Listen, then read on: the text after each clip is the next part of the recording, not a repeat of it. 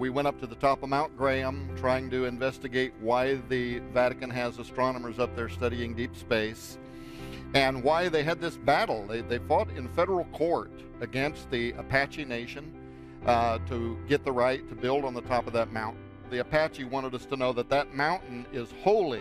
It's one of the 4 holiest mountains in the world, and it is because it is a portal. It is a gateway. It's a location such as the Bible describes in several places where it mentions, like Jacob's ladder. Yes. Jacob sees angels ascending and descending, and after that vision, it scares him so much that he gets out, he takes anointing oil, and he anoints the whole place. And people say that Jacob said, "This is the house of God." But read it, that's not what he says. He says, "There is a gate here to the house of God." Same thing with the Tower of Babel that we have talked about once before. The actual root words around that was, it's a gate, it's a doorway, it's CERN of the Old Testament. It's angelic science trying to figure out how to break through into our dimension to literally create hell on earth. That's what it is. Keep in mind, we're using the term portal. It kind of sounds like Star Trek or something, right? Yeah. That's why I say portal, doorway, gateway. We're just trying to provide an image for the mind to understand that there are strategic places on the earth, that is biblical, that the Bible provides numerous equations about that, and so do other ancient extra-biblical books like the book of Enoch, which talks about the angels coming through a portal on the Mount of Hermon, and they go down to the Valley of the Plain. They're the ones that started this whole business with the giants back there, right?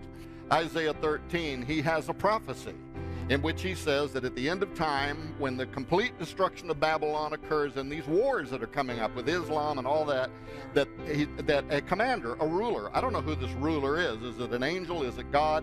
He just says, "Open the gates, ye ruler, I give command, and I bring them. Giants are coming to fulfill my wrath." And then it goes on to describe, before the end of that chapter, other like monstrosities, like satyrs, half-goat, human-like beings, all these things coming up out of the earth that are going to be part of this great tribulation period, part of this great judgment. Now, here's why I brought up the book of Enoch. Enoch gives the same prophecy. Enoch chapter 10, Enoch chapter 15. Read those chapters.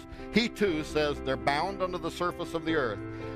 In fact, I'll read it to you. He says, "The spirits of the giants shall be concealed, and shall not rise up against the Son of Men and against women until they come forth during the days of slaughter and destruction." Zach, you taped a piece in my office. I did last week. Yes. And I'm going to run it just right now. Great, awesome. And you were sitting down in my office musing about what's going on. That's right. So let's roll this, and I think you'll find it interesting. What if I told you there was an ancient mystery, an ancient story once again being replayed in modern times? We are all familiar with the story of the Tower of Babel, a story of a pagan world coming together as a single unit, an entire society trying to achieve equality with God. And what was their method? To literally build a tower that would ascend into heaven, that would ascend into the realm of celestial beings. The craziest thought is that the very thing they were trying to do would have been achieved if God hadn't intervened. And good thing he did. God destroyed the tower and cast confusion into the people. What a crazy thing to say, that they would have achieved their goal. But I didn't say it. God did. In Genesis chapter 11, it says this: "Then they said, 'Come, let us build ourselves a city with a tower that reaches to the heavens, so that we may make a name for ourselves. Otherwise, we will be scattered over the face of the earth.' But the Lord came down to see the city and the tower the people were building. And the Lord said, 'If as one people speaking the same language they have begun to do this, then nothing they plan to do will be impossible for them. Come, let us go down and confuse their language, so they will not understand each other. The Lord, Jehovah, the God of the universe, said nothing would be impossible for them. This indicates that the very thing they had set out to do, to build a tower into heaven, would have been achieved. How? This seems impossible. How would a people group build a tower that would reach to the outer realms of the universe, thousands of light years away, into a place that we call heaven? This is ridiculous and impossible. Therefore, I would suggest another means of extending their tower into heaven. You see, many Christian intellects with doctorate degrees in theology and even molecular and particle physics would suggest that there are gateways, or for you sci-fi junkies, portals, just beyond the naked eye, placed at strategic locations around the world in which the celestial realm would enter and leave from. Take another portion of Scripture, for example. In Genesis 28, Jacob was given a vision in which we today refer to as Jacob's ladder. In this vision, he saw a stairway or ladder resting on earth with its top reaching to heaven, and the angels of God were ascending and descending on it. There above it stood the Lord, and he said, I am the Lord, the God of your father Abraham, and the God of Isaac. How was this possible? How was Jacob able to see heaven and earth and a stairway extending to both at the same moment? Let me give you another example. Whenever you're in a time of need and you pray, Lord, send down your angels, let them protect me. Where's the angel or the angels coming from?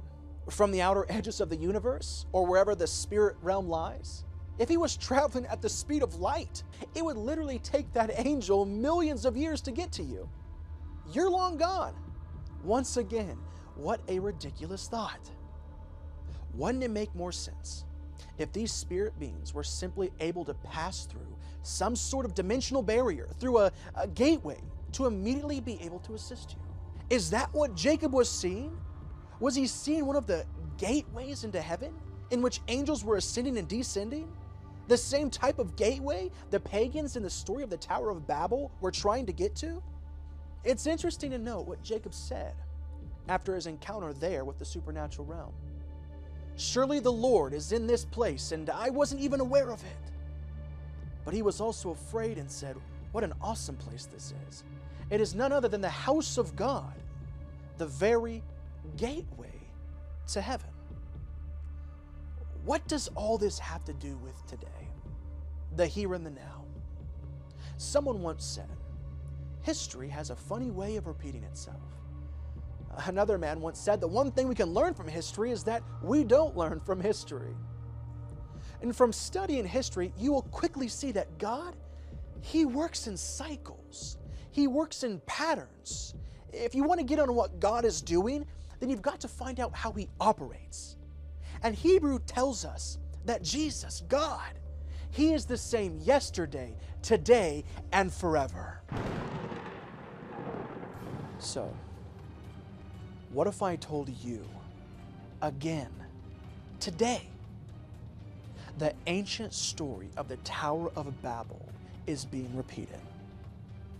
Isn't it interesting that people from all around the world have once again come together to build the largest machine that man has ever constructed? They say it's for the purpose of discovering the God particle, this mystery particle that essentially holds the entire universe together, and if found would explain our very existence. I think it's pretty interesting that I have made the discovery of a lifetime. I have figured out what the God particle is. I have figured out what holds the entire universe together. And it talks about it in Colossians chapter 1, verse 17. He, Jesus, is before all things, and in him all things hold together. This insane machine, it's called CERN, the Large Hadron Collider. The Tower of Babel. The whole world came together to work on it. Over 100 nationalities have come together to work at CERN, the Large Hadron Collider. Thousands upon thousands of people, even mortal enemies of each other. Physicists from India and Pakistan are working together. From Russia and Georgia, working together. Even physicists from Iran and Israel are working together. The people at the Tower of Babel's goal was to reach a portal or a gateway into the sky, into another dimension where God dwells. Sergio Bertolucci, director for research and scientific computing at CERN, said this: "The Large Hadron Collider could open a doorway to an extra dimension, and out of this door might come something, or we might send something through it. The new tower, the largest machine that man has ever created, is again trying to reach into other dimensions." Aurélien Barraud, a French particle physicist at CERN, said this: "The idea of multiple universes is more than a fantastic invention and deserves to be taken seriously."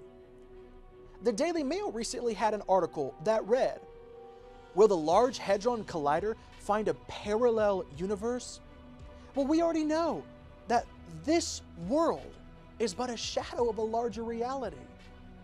The article continues by saying, "Particle Smasher could become a gateway to alternate realities, say scientists."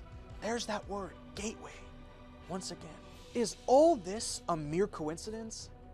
Are the startling parallels between these two stories just a matter of chance? Or are the powers of the demonic realm actively at work right now? And if this is more than just a coincidence, and history does decide to repeat itself, let's not forget how it ended for the people at the Tower of Babel, who were also trying to play God. Judgment came. Judgment came from the true and living God, the just and good God, the God that holds all things together, the God of the Bible. Judgment came and cast confusion into the people of all the earth. But what do I know? I challenge you to be like the Bereans that are spoken about in the Bible in the book of Acts chapter 17.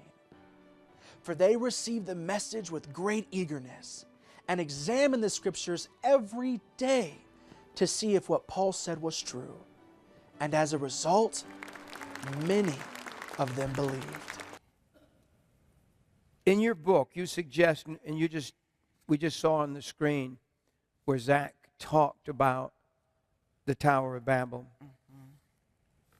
You know, I said earlier that I feel like if we could go to heaven by walking up ladders and building buildings and all, you know, if you think about it, that story would be almost an impossible fairy tale that man could build.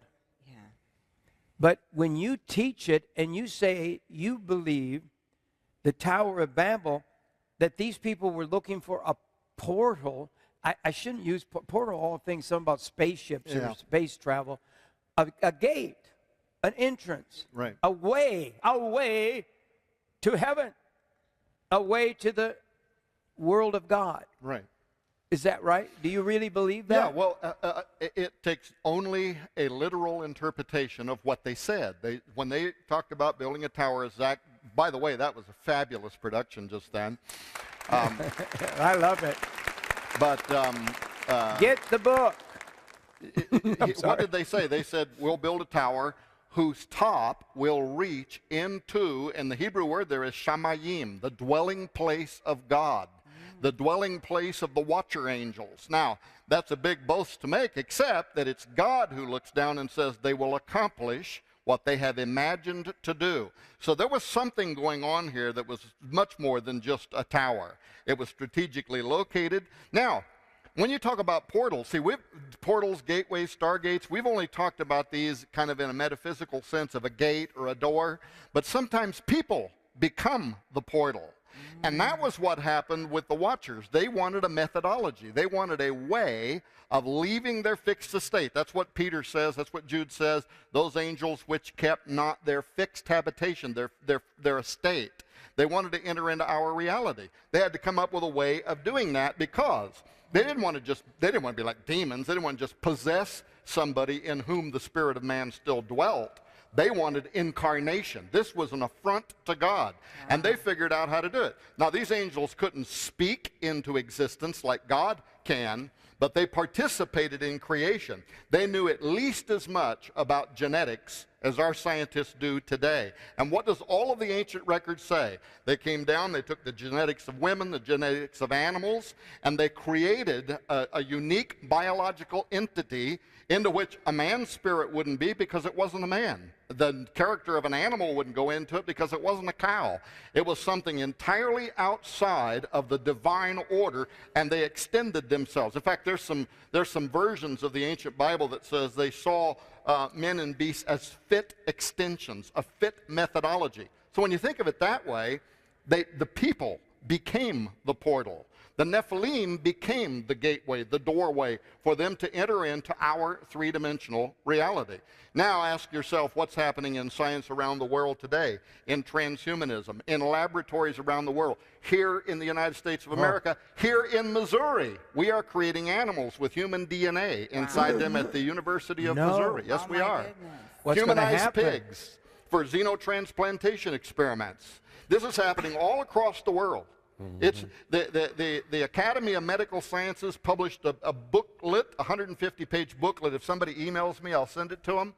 150-page in which they call them animals containing human material, human-animal chimeras, and they assert that they are being created by the thousands in laboratories around the world, and some of them, they say, reaching human cognition. Animals that begin questioning, who am I? Where did I come from? Is there a God?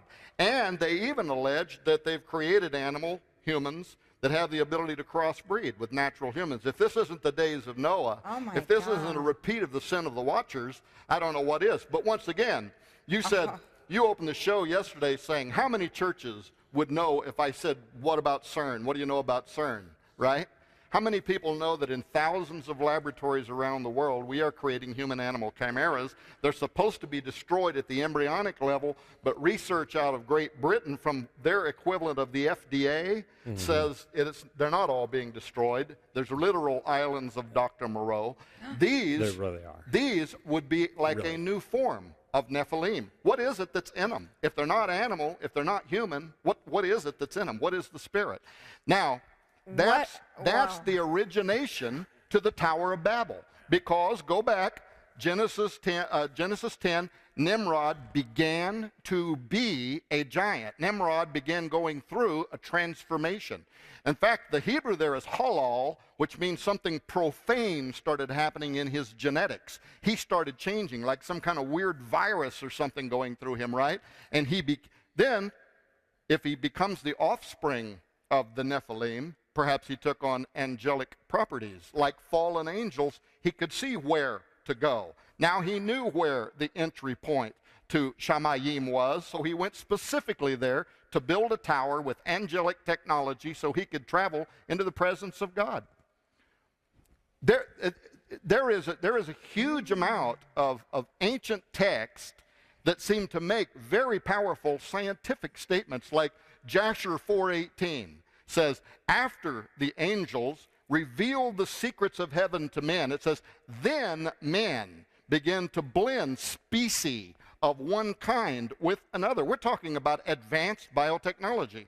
And so I think personally that all of these ancient records from Egypt to Samaria, where you see these half human, half animal, I think that's a mute testimony of something that happened in the world at one time, and it basically was put up like a record.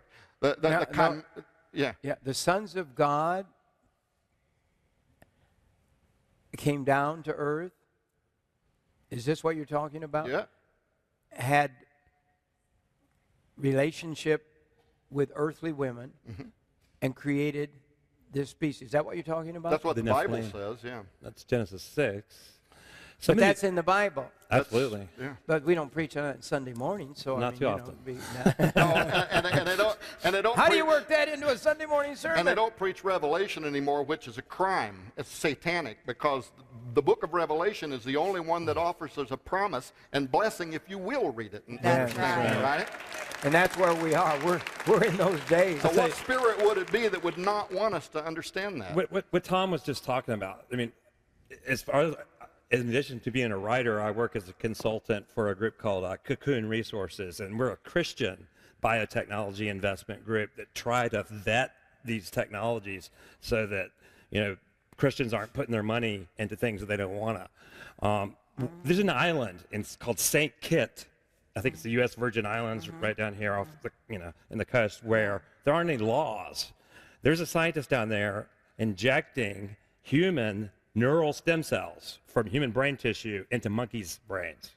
Okay. Now this is done, as medical science, is maybe to find a cure for Alzheimer's or something like that, to regenerate brains. But we also have a whole group of monkeys with half human brains down there now. Yeah. Well, and plus, if anybody's been watching the news, they see the scientists out there right now talking about CRISPR, this new technology that can rapidly alter the human genetic code, and how they're going to create designer babies. And the science community itself is calling for a moratorium on the science. Here's the problem with calling for a moratorium on the science is any rogue nation that wants to develop this and get ahead of you is going to. So there are things that are going on behind the scene. But what's that got to do with the Tower of Babel? And I mentioned Nimrod. But Nimrod was a form of the Antichrist. He was a Nephilim. He was a mighty hunter before God. He was a rebel. He was a form of the Antichrist. Now, I've often wondered if the Antichrist isn't going to have something strange about his genetics. And let me give you a scenario here that I think is important. You mentioned a moment ago the beasts of the field. And you said when you were in prison, I'm glad you brought it up because you're the only other person I've ever heard that understood this. The Greek word there is therion. And the reason it's in translated beasts is because it essentially means tiny beasts, like microscopic sized beasts. And it fits perfectly with your scenario that we're talking here about a virus. We're talking about a plague, a pandemic, and that maybe will come over from the animals, but it's therion. It's microscopic, dangerous, destructive. Maybe that's the fourth rider, right? Maybe it's a weaponized version of Ebola or something like that.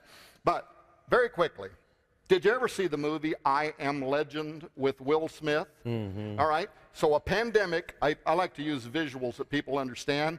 A pandemic breaks out on the earth, right? Wipes out almost all life on earth. But there is one guy, for reasons that are unknown, his blood is naturally immune to the pandemic. And so he sets himself up inside of a house, and he's in there working. He's trying to capture these zombie-like beings and trying to create a cure, right, for this pandemic. Well, by the end of the movie, he does, and you find out that's why he's a legend. He's the only guy on earth whose blood is naturally immune. Now, let's take that back to the Antichrist for a moment. We know that the Antichrist is the antithesis of Jesus, right? Jesus was the Son of God. He is the son of perdition, the son of the devil. Jesus worked miracles. He works miracles. Jesus rose from the dead. He receives a deadly head wound, and all the world marvels, right? And people have created whole lists of how he is the antithetical Christ, right? Well, imagine this. Jesus also said that unless you eat of my flesh and drink of my blood and partake in communion, you will have no part in me. Wouldn't it be just like the Antichrist to create a situation where a pandemic is sweeping the world? Hundreds of thousands of people are dying, and there's only one guy on earth whose blood is naturally immune to this disease, and it turns out to be the Antichrist, the mark of the beast. The only way you can be cured from this disease is you have to literally partake in the form of immunization with the blood and flesh of the Antichrist. It would be a satanic communion. When we were researching the Tower of Babel, one thing that I discovered that I had never heard before was that King Nebuchadnezzar from the book of Daniel that we're all familiar with, he actually tried to rebuild it. And that we have a stele, which is just a big piece of stone where they carved. There's a picture of it, a translation in our book, where Nebuchadnezzar talks about his efforts to rebuild the Tower of Babel. Now, something happened that stopped him, and if you remember, God made him go crazy for quite a while. I think he was about to get it done again, just like Nimrod. And it's even more interesting. When it talks about Nebuchadnezzar's sentence, I mean, he's turned into an animal. It says, by decree of the watchers. By decree of the watchers. Who are they? They are the immortals that we're talking about. The watchers. The watchers. One of the things God spoke to me when I was a younger person, he said, you have no idea how powerful man's brain is and how powerful our minds are. He said, actually, we would be dangerous if we knew. I think we are dangerous, and I think the Tower of Babel was dangerous because the Bible says they could accomplish anything. So what did God do? He separated their languages. What does this CERN do? Look at around this CERN. Look at this thing. What happened in relationship to build this modern-day Tower of Babel? Mm-hmm. What did they have to do to bring the world together? Yes. What did they invent? They had to create the World Wide Web. So they could all talk to each other the same language, probably even translate into other languages automatically, because that's what the machinery does nowadays. Do you see this? I'm spellbound by what I've seen and what I've heard. And here man is trying to go to another level. They've actually said that, guys. Isn't that right? Mm-hmm. That they want to reach another dimension. If you don't think God is going to do something soon, you're mistaken. God has to. We've killed 55 million of our babies in the United States of America. We have pornography as a mainstay of life. Even mainstream television is literally what would have been X-rated 10, 20 years ago. Mm-hmm. And all this creation is still aimed at trying to create what God has done to bring us to another level. Mm-hmm. If CERN was to actually open up the gateway, what would it mean for us? Who can answer that? Well, they can't even answer that. Well, then you could. I'll let him talk, but it might not be good. Bertolucci has said something could come through from that dimension into our dimension. Exorcists will tell you that demons go where they are invited. Mm-hmm. And even if you're talking about like aliens or whatever, some of the brightest minds in the world are saying it might not be smart to be sending signals out into space saying, we're here, come have us for lunch, right? Right. One of the most difficult things I've tried to interpret that I don't think I have a handle on, and I've studied and studied and studied the Bible. But when the Bible talks about these creatures, I'll call them creatures, mm-hmm. these beings that come up from the earth, they come out of pits. Mm-hmm. Do you preach on that in your church? Pastors, any pastors here? On Sunday morning? You don't preach on Oh, you do. Ooh, you're an amazing preacher. But beings, these creatures coming out, this judgment, this hell. Is this what we're talking about? They have to be living in another. They're able to go into a hell. Many think hell is in the center of the earth because there's fire there. But they'd have to be supernatural to live. They'd have to have a supernatural body, just like Christ had a supernatural body, could walk through walls, but they would have to have a supernatural body to live eternally in the pit of hell. Well, the one way that CERN could facilitate opening up the portal to the abyss at the fifth trumpet you're talking about, right?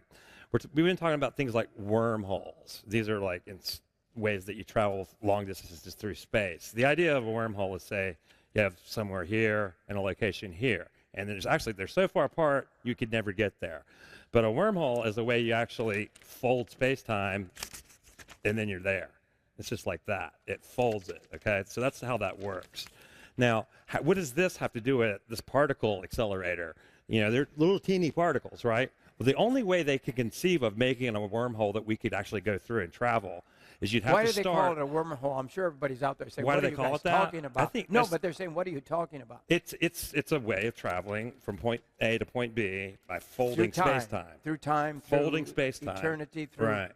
space and time. Instead of traversing the distance, you actually just fold reality itself is what it Well, comes down to. and the term worm comes from thinking of an apple. And if you had to travel around the surface of the apple, you have to go Right. from here up and around over here, but the worm goes Right through the middle. Yeah. So the wormhole gets you from point A to point B faster. Faster. Yeah. Okay, and it also could open a portal to hell, perhaps, or something like that.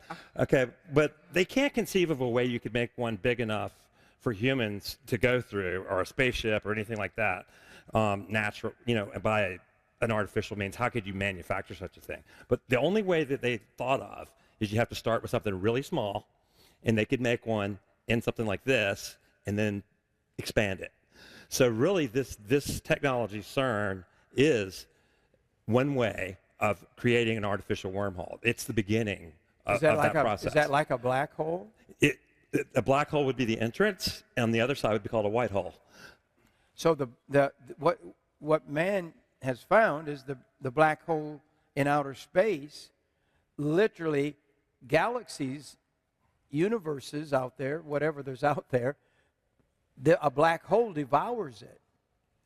It's pretty scary.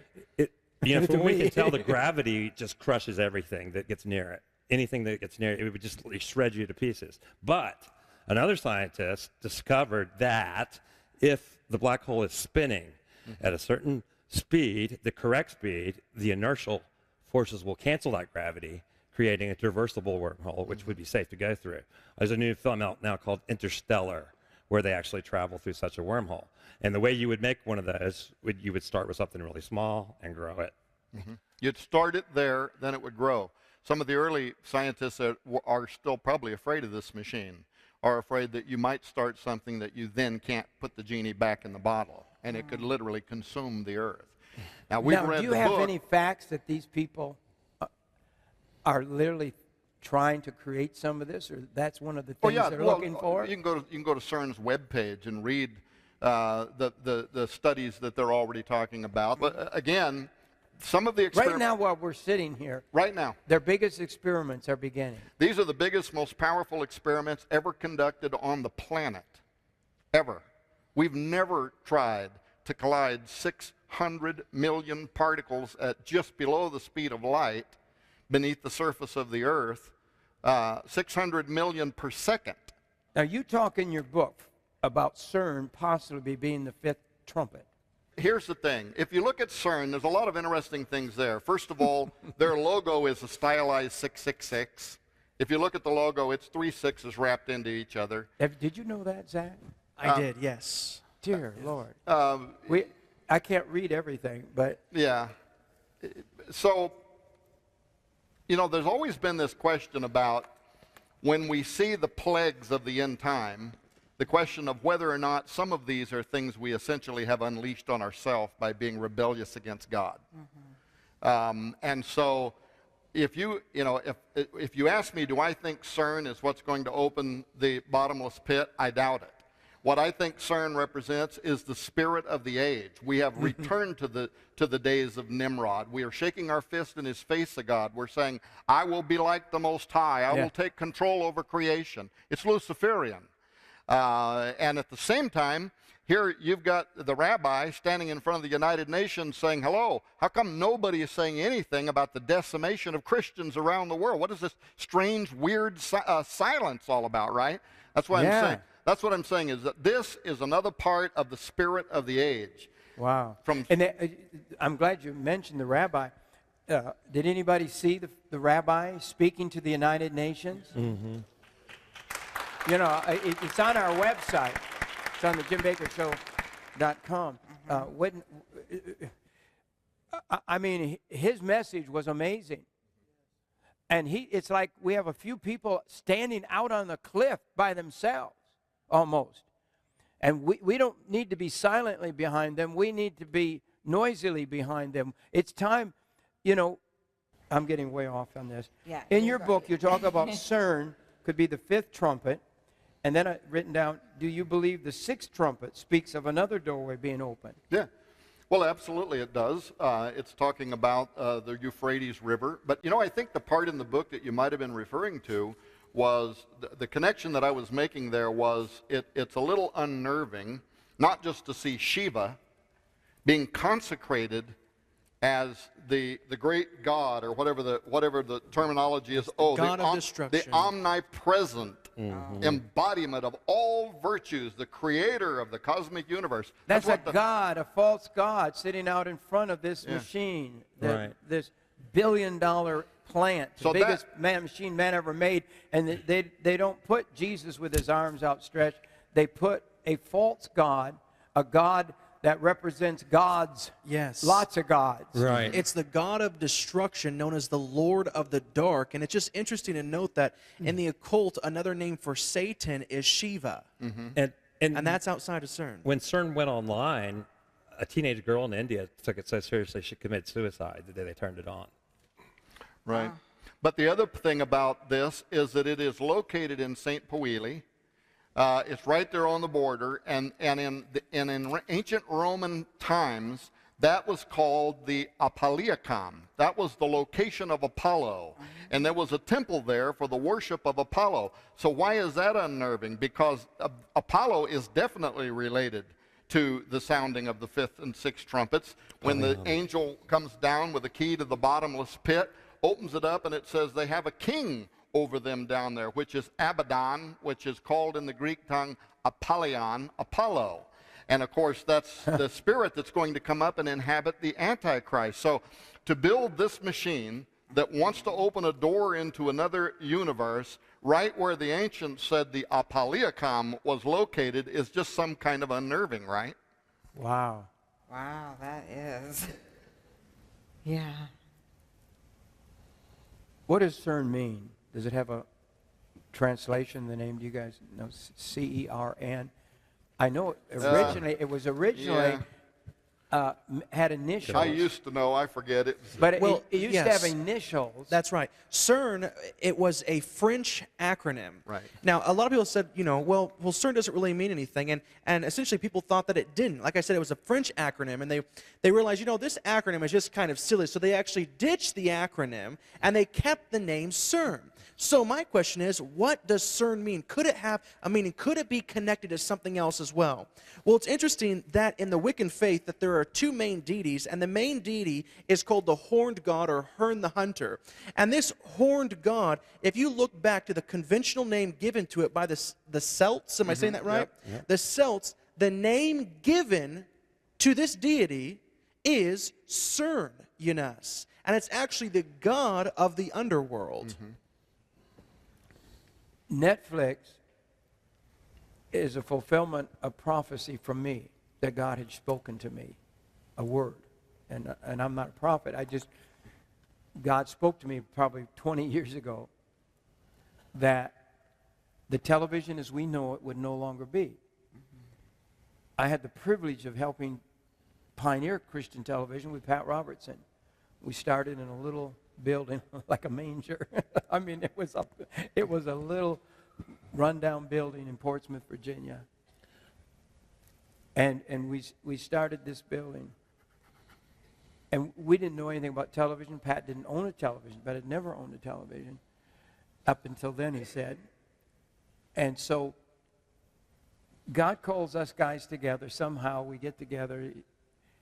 And we're building the first Christian TV station in the world. And now God speaks to me a few years back that television as we know it is not going to be anymore. And that it is going to be a whole different delivery system in television sets as they're made in TV stations. TV stations probably won't I better be careful that I'm saying this because I'm on this media. But don't believe me. Just look up what the people that know the science of broadcasting. It's antiquated already. It's through. We have more technology here than went to the moon originally. right here in this thing. You all understand what's happening today? It's amazing. Netflix. How many have Netflix? We have Netflix at our house. Today, Netflix is the #1 network probably in America that I know of. About 70 million homes, bigger than all the bigger than DirecTV, bigger than Dish Network, but bigger and also than HBO. And because it's on demand. You can watch what you want when you want to watch it. So that prophecy was really fulfilled. And so now is the time for us to move to the next level, and that's why these students are here. And we need young people that would be sold out to broadcast. We can reach more people in one day than you kids can reach the rest of your life using the old-fashioned methods. And we're going to have to do a quick work according to the scriptures in the last days. We have to take the media. We can't keep letting the world have all the media, have all the technology. Right. And so it is time, and all of it has changed, and it's time for us to do what we can to use the good technology, to use the technology for good, and to deliver the good news of the gospel of Jesus. If you haven't ordered The Path of the Immortals, this is our last day to offer it.